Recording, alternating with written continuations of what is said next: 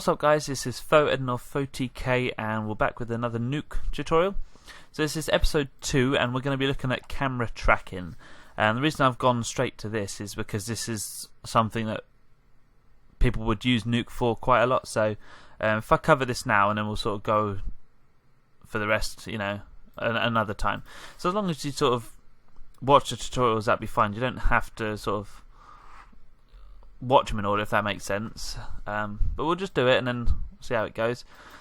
So first of all, I need to go and grab some footage, so just click and drag that in.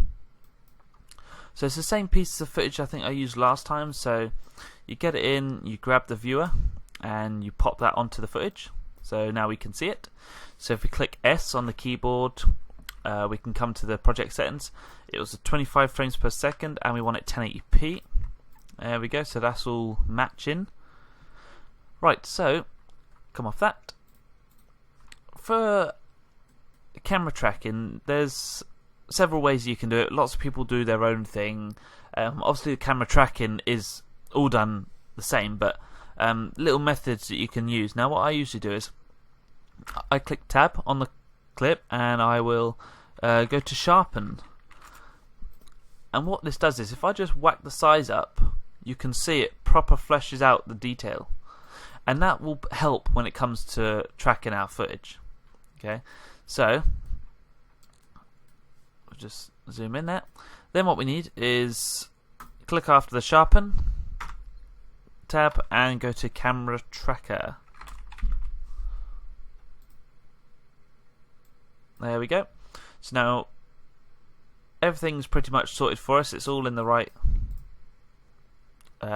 formation, if that's the right word to use. First thing I usually do is I come up to settings, and where it says number of features, that's basically when you track it, you can see all these little dots here. That's basically a feature. So I'm going to whack this up to say something like 500, so I get a really good track. Free camera is on because it's a free camera shot. Smoothest, we don't need to really do anything on that as of yet. And then if you know what camera you shot on, you can go to here, film back preset. So if I go for a Canon DSLR and it was a 5D, you can go to 5D there and you can choose it, and then that'll have the relevant settings which will make your track even more accurate. Same with the focal length, and all that kind of stuff. But as of now this is fine. So then we can just click track, and then this is going to go through. So what I'm going to do is I'm going to pause this now and I'm going to come back once it's done. Rightio, so it's done, and if you scroll through you've got this horrible little thing like this, and you can see it's got our little track points. Well, now what we need to do is we need to solve the camera, and that's going to basically finalize these points. So if we come here, we can go to solve, and just give it time. This will only take a few seconds, so it's not so bad. Depend on your footage as well, and it depends how many features you have and whatnot, so that one you'd have to take into consideration.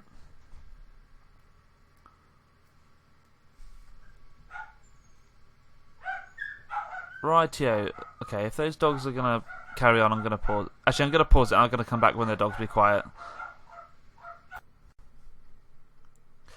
Okay, let's give it another go. So I've solved the camera and then it's come out with points like this, so that's all good. And I changed something last time, I can't remember what it was. There we go, just go to display points only, that's it. Just makes it a lot nicer to look at. So now if you, obviously it's a bit delayed if you scroll through like that, I don't know why it does that, but anyway, if you play it, the track should follow. I mean, it's a bit jittery, but that's because it's the playback. But anyway, what we need to do now is we need to go to our auto track, not user tracks, and we need to look at our solve error. Now this is basically the errors in the track where, the sky, where things aren't, the things that haven't been solved basically. So what we're going to do is we're now going to clean this track up a bit. So we've got all these points, but we don't need all of them, and some of them don't even, they're useless to us. So the first thing I do is look at this and I try to aim to get this to below 1, and then I'll know that's kind of a good track, you know. So the first thing I'll do is I'll go to minimum length and I'll just whack that up a bit. Let's move forward a bit. I think we might have to go display tracks and points, sorry, for this one. So go to minimum length, and as you scroll up, more of them will turn red, and the ones that turn red will be the ones you'll be deleting. So, right, I'm really sorry about the dogs again, but I'm going to just carry through because I've been waiting ages, so they just won't shut up. So, yeah, I'm going to bring it to about there will do, and then same with the max track. Maybe bring that,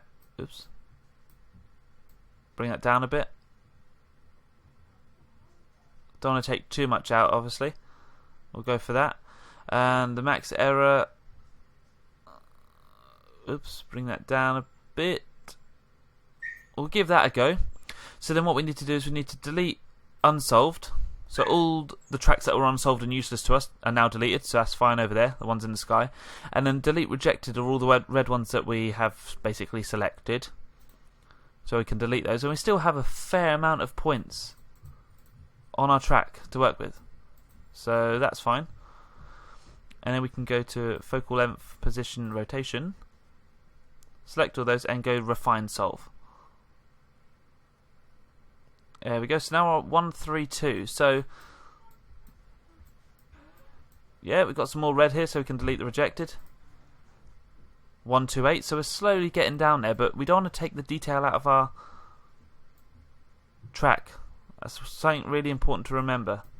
And obviously to look through your track to make sure you've got other points elsewhere. So there's plenty of green. I'm liking that. So I'll delete the rejected for that now. So 121. We're getting there.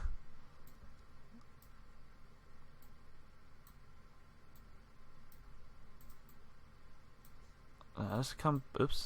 Bring that back up a bit. Alright, let's give that a go. 160. Now, I have a feeling if I go any lower, I'm going to be losing a lot of my track points. So I'm going to have to leave it there. So 1.16 is good, but it could have been a lot better. So if we go to points only now, we can see there's plenty of points on the ground to establish a floor plane. So then what you want to do is you want to select all these. Well, not all of them, just a good amount, just enough to, you know, you want ones from the left, ones at the far end, ones close to the right, all that kind of stuff, just so we can tell Nuke that that's the ground plane. So now I've got them selected, so I was holding shift as I was just clicking and dragging. You can right click and go to ground plane and then just set to selected. So it's basically setting the ground plane to our points that we have selected. So that's good. You can click off now.